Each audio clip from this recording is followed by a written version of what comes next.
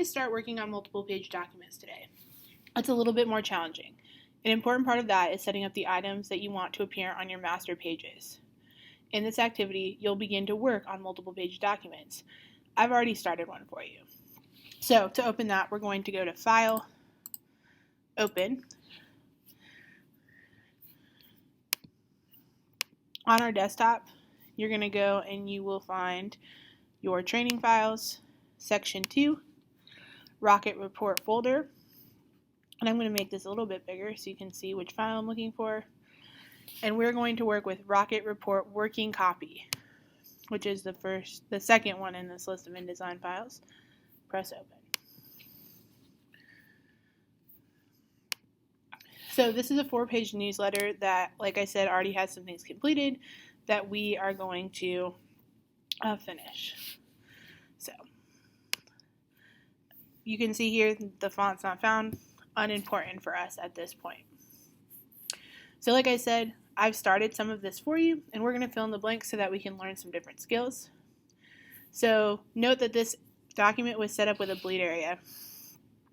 Behind the banner, there's a gray filled rectangle, and then there's a red rule line at the top and at the bottom, and those both extend beyond the page. So you can see here, here's our page, and then we've got those things extending out to the bleed area. To review, that was set up under File, Document Setup when the document was started, so that was set up right in this area. The bleed area is set up with about 1/8 of an inch, and that gives us guides so we know how far to extend things beyond the page. So what things do we have to think about when we create a multiple page document? Typically, we'll have some things that repeat on each page, like the page number, or we might have some design elements that help bring continuity to our publication. When we have repeating elements that stay on every page, we put those elements on what we call a master page, rather than creating those multiple times. So we're going to go over here to our Pages tab, which I already have open, and you'll see that I already have a master page created. InDesign automatically creates one for us by default, and they call it a master. So we're going to select that just to see how the master page works. So I'm going to just double click on it. At the top of the master page, I've already put a red line that spans from the left margin to the right margin. It's really hard to see that because the margin lines are also showing in purple. So at the bottom of the tool panel, you'll see an icon for normal view, which is what we're in now, or an icon for preview, which shows us how we would print things, and it hides the guides and margins that won't print. So if I click on preview, you can see the line I created at the top and the bottom are now visible. We're going to flip back and forth between preview and normal quite frequently, so it's really important that we kind of know the shortcut for this. So the shortcut to go from preview to normal and normal to preview is Shift W. And then we would just press Shift W again to leave it, or we can come over here and just press normal. Now we're going to set up a page number on the master page. So we're going to zoom in to the lower left-hand corner of this document.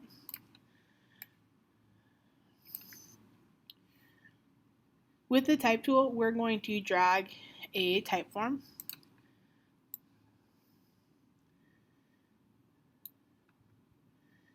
I'm putting it right below the margin line, so I'm going to actually come in here and adjust it a little bit.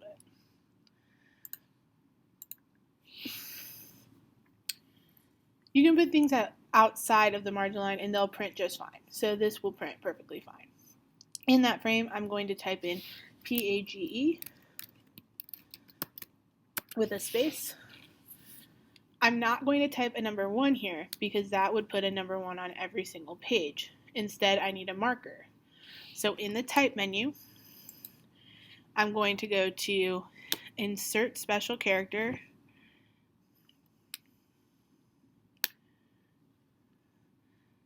and I'm going to go to Marker,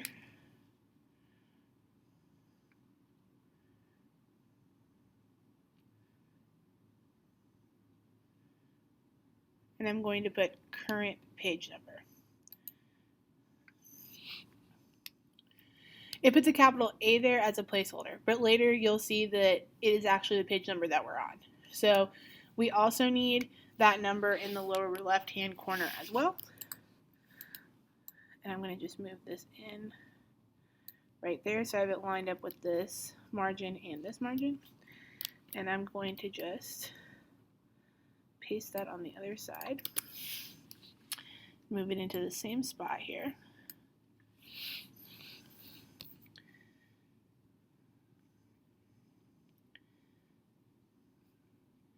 You can see that I want it to line up here though, so it's still, because I copied it from the other page, justified to the left, and I want it justified to the right. So I'm going to just double click in this font box, or text box, sorry, and I'm going to come up here, tell it to justify it the other way, so now it's lined up the same way as the other one. And remember, always go to the selector tool to get out of that. Another thing that would be convenient to have on our master page are column guides. You can do multiple column guides under layout, margins and columns, and then you have choices from there. You'll see that you can easily change margins on the fly. You can also set the number of columns here. I'm going to make it 4 columns and increase the gutter. That's the page between the 2 columns by just adding a little bit by pressing the up arrow and then pressing OK. So not only is the gutter the space between the 2 pages, it's the space between each column. I'm going to press OK. Now, just because I have 4 columns in each page doesn't mean that everything has to be just 1 column wide.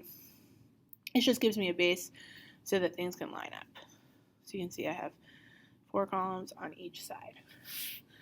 So this is our master page. A couple of other things that'll help us line things up when we're working on this page are invisible guides called ruler guides. They don't print, but they help us line things up. So with the selection tool, the way to get that ruler guide is to simply click on the ruler and drag that down onto the page. Now remember, I have that red line at the top of the page, and I don't want anything to touch that on the pages. So I'm going to drag the ruler down to about 1/8 of an inch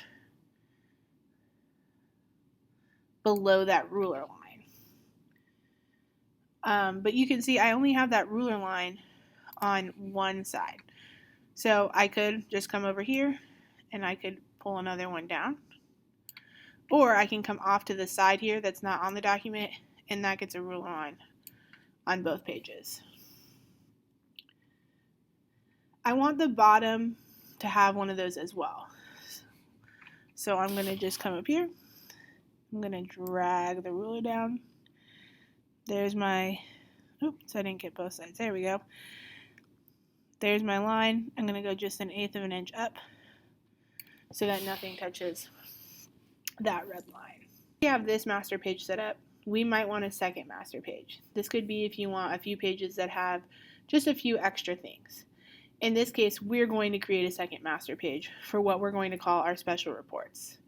The way master pages works is you are going to use a parent-child relationship with the master pages. So master page A, which is the one we're currently on, is going to be the parent page. If I go up to the pages panel and look under the option menu, you'll see that I can create a new master page. So we're going to click on that. It's going to bring up this window. InDesign automatically labels them with an alphabet letter in the order to create them. So our first one is A, this one would be B, the next one would be C, and so on. But you can rename the master pages so that it makes sense for your project. So under name here, I'm going to rename this special reports because that makes sense for our project. I can also have it based on the page, based on another page. So the default is none, but that wouldn't give me a parent-child relationship. So I want this to be based on master page A. So B will have everything that A has. So I'm going to go ahead and click OK. And you can see here I now have master page A and I have B special reports. So on this page, I want to put a marker at the top that says this article is a special report. and I want to use the rocket from the first page of my document as an indicator. So we're going to go to Pages, click on the first page, and we want to use this rocket. So the easiest way to get content from one page to another page is by using what we call the content collector.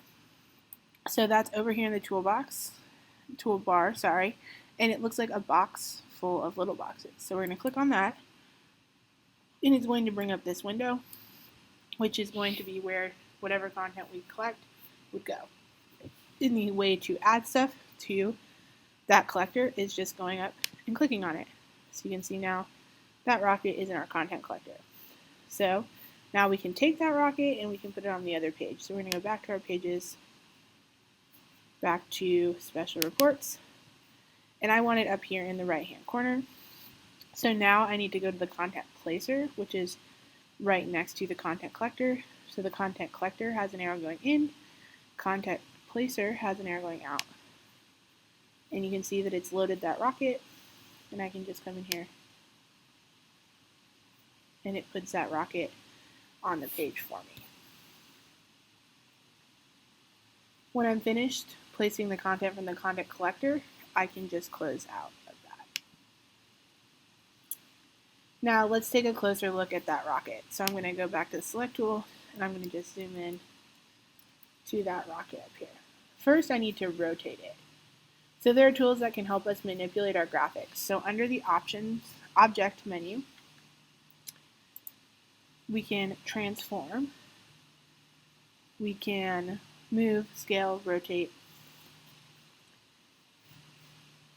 Scaling from here means that I don't have to hold down my Command and Shift, and I can simply type in the percent that I'd like it scaled, and it'll do that. So I want it to be scaled 50%. I'm going to press OK. You can see that it scaled it down 50%. I'm going to undo that so that we can talk about a couple other transformations. So I'm going to actually move it down away from that red line just so we can see how things work.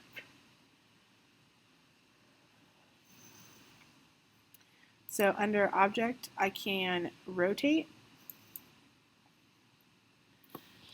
So this allows me an easy way to rotate it. I can type in the degrees that I want it to rotate. Or with the selection tool, I can come over here to the box, and you can see as I move toward the edge, it comes with a curved arrow, and I can just turn that. I'm going to turn it so that the arrowhead is parallel to the bottom.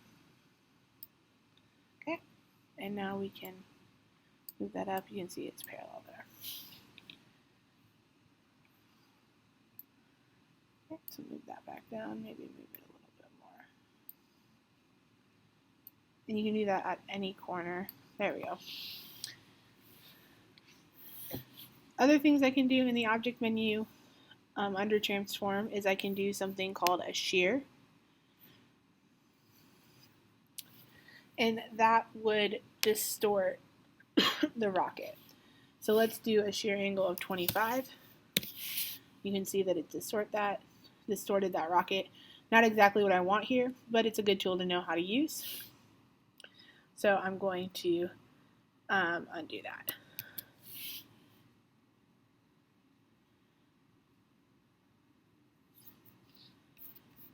So I'm going to actually make this a little bit smaller. So I'm going to just hold Shift down. Oops.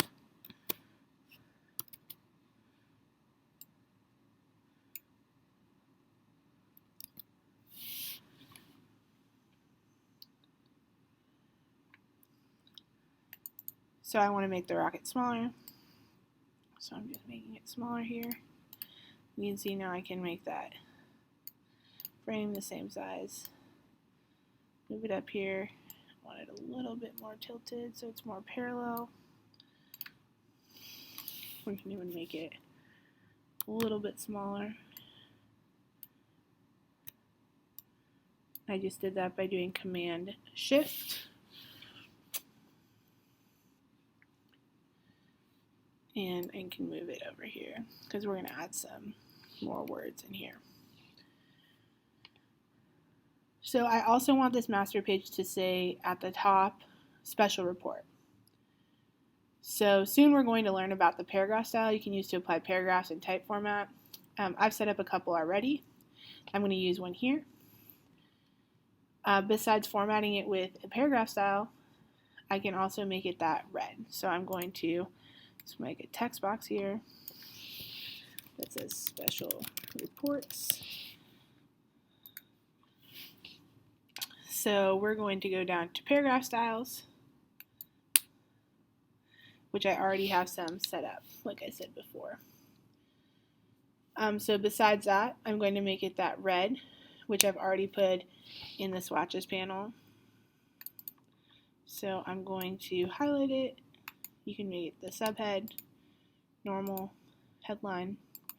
We're going to just make it the subhead. So all I did was I went to paragraph styles, and then I clicked on subheads. And I also want to make it that red, which you can see I've already put in the swatches panel for you. Rocket red. And now they match. And I'm going to just line this up here, move it down a little bit, move my rocket over. I'm going to just place this so that it looks how I want it. Okay, and we can see how that looks. Preview. Alright. So this is one thing that makes B different from A, is that I have this at the top. Another change I want to make to my special report master is that it's only going to be 3 columns. So I'm going to go up to layout, margins and columns, and I'm going to go from 4 columns to 3 columns and press OK. So that's master page B. We also have master page A. So here's B. You can see that it has the page number still. It still has those ruler lines. Okay, the difference is it's got the special reports at the top, and it has 3 columns as opposed to 4.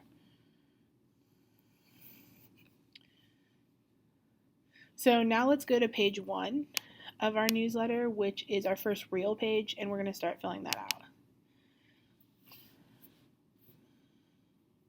So the first thing we're going to do is put a story that's already been typed. It was typed in Word. One thing I noticed though before I do that is that if you look down at the bottom right hand corner, you're going to say that it says page 1. That's because we put a page number on our master page. We don't really need to tell our reader that this is page 1. They probably already know that. So if I want to get that off of the first page, but because it was created on the master page, it's there. I can't just select and delete it. So there's a keyboard shortcut that I can use to detach this from the master page to remove it just from this page. So the shortcut is Shift Command, and then I'm going to click on the element. You'll see that it selects it. Now I can edit it or simply delete it. So I can press delete, and you can see that I'm now ready to work on page 1 of our story. So like I said, this story's already been typed, so I have to go and find the file and place the story from the section 2 folder. So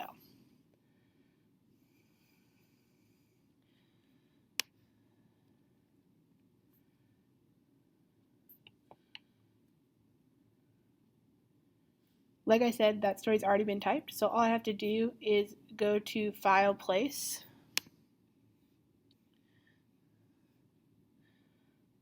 and go get the story from the section 2 folder in the Rocket Report folder, and the name of that file is From the Desk of the Principal. So here it is. I'm going to make it bigger so you can see that. And I'm going to press Open.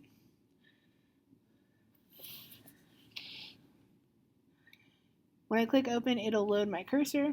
If I just clicked in the column, it would fill that skinny column with my story and bump it to the margin at the bottom. but I don't really want this in 3 skinny columns. I want it to span over all 3 columns. So I'm going to undo what I just did. You can see it's reloaded, and I'm going to click and drag across my 3 columns and fill that space in.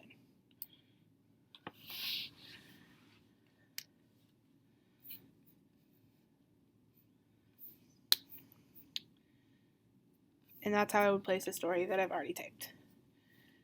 Now that we know about master pages and you understand the relationship between multiple pages, we're going to use the second master page in our next lesson.